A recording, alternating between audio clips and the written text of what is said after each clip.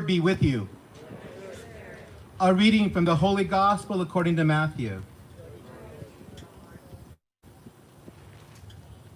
Jesus began to show his disciples that he must go to Jerusalem to suffer greatly from the elders, the chief priests, and the scribes, and be killed, then on the third day be raised. Then Peter took Jesus aside and began to rebuke him. God forbid, Lord, no such thing shall ever happen to you. He turned and said to Peter, "Get behind me, Satan. You are an obstacle to me. You are thinking not as God, but as a human being." Then Jesus said to his disciples, "Whoever wishes to come after me must deny himself and take up his cross and follow me. For whoever wishes to save his life will lose it, and whoever loses his life for my sake will find it. What profit would it be there for one to gain the whole world but forfeit his life? Or what can one give in exchange for his life?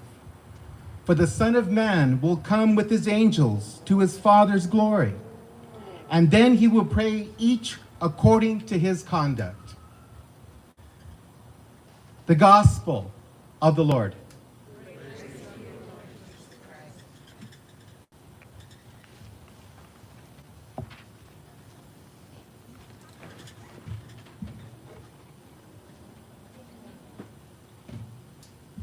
When I first started my job that I'm currently at, my boss at the time gave me a book, and that book was called The Art of War.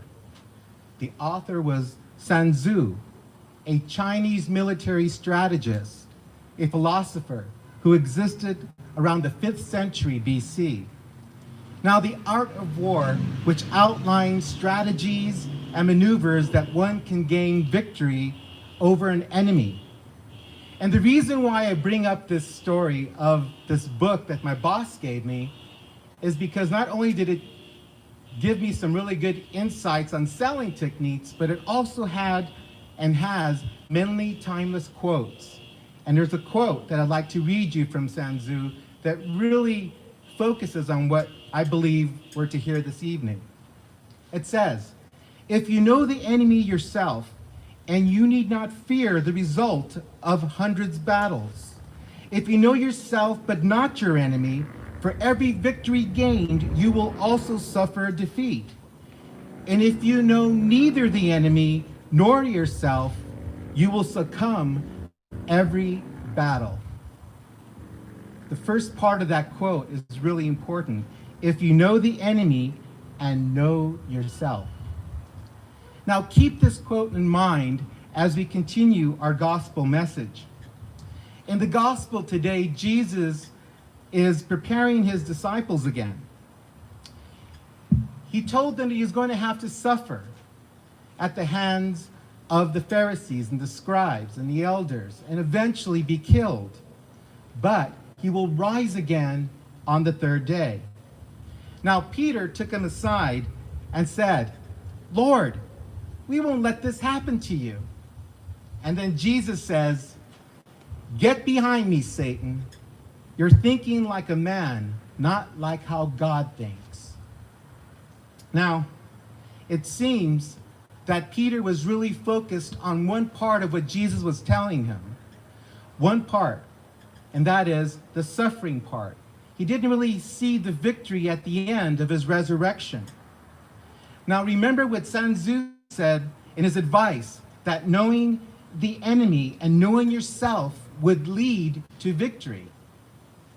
Now, Jesus himself knew and knows who his enemy is. The enemy, of course, is Satan. We can look back to the time when Jesus was in the desert for 40 days and 40 nights, right? You remember that? Where he prayed and fasted.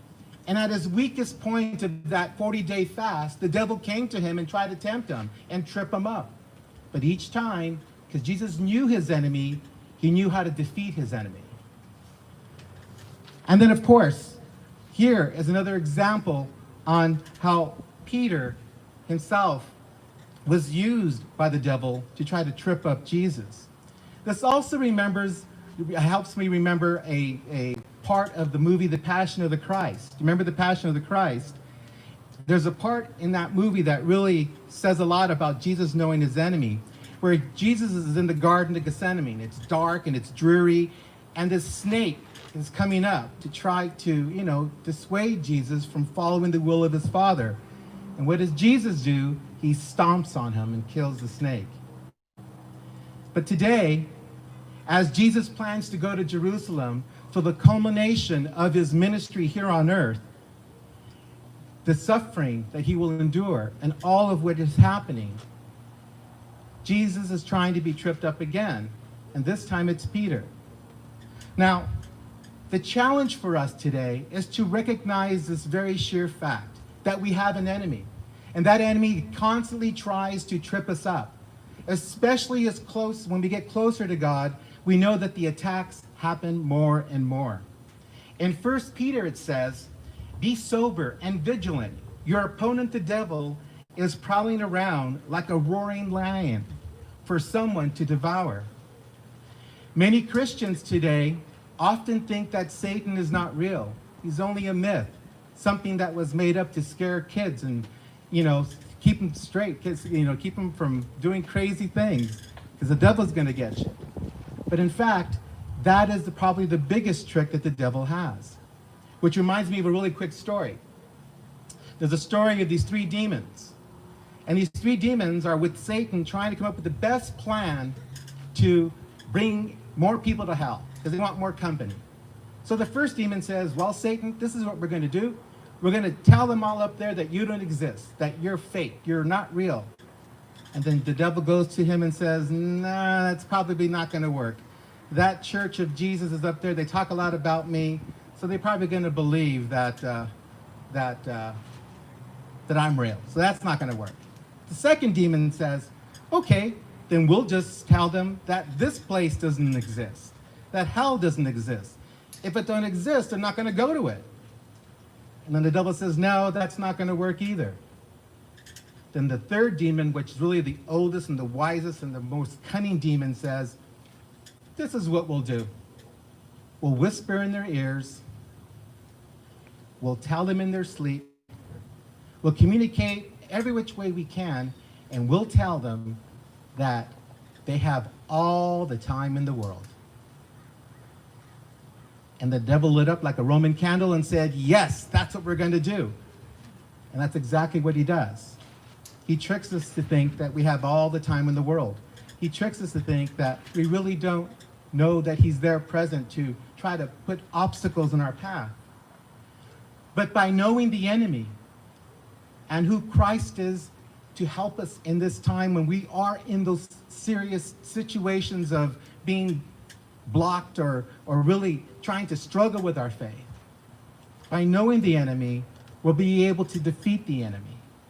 Jesus goes on to tell his disciples that to follow me, you must pick up your cross, deny yourself, and follow my footsteps. And when we're doing that, what we're actually doing is we are actually walking with Christ. We're growing in our faith. And as I said in the beginning, in those times that we truly grow in our faith, what's going to happen is obstacles will come. Well-meaning people will be in our path like Peter was in Jesus' path, just to help us stumble and get off the path that Christ has for us. So the message is simply this: know the enemy, know yourself. As long as you know that, you're not going to get tricked. You're not going to be tricked into thinking that you can't do what God has put before you. You see, often when we're in periods of suffering, when we're carrying our cross and things become very difficult, we tend to dwell in that suffering, and that's what the devil wants. First, to dwell in that period of suffering that we're not going to get out of it.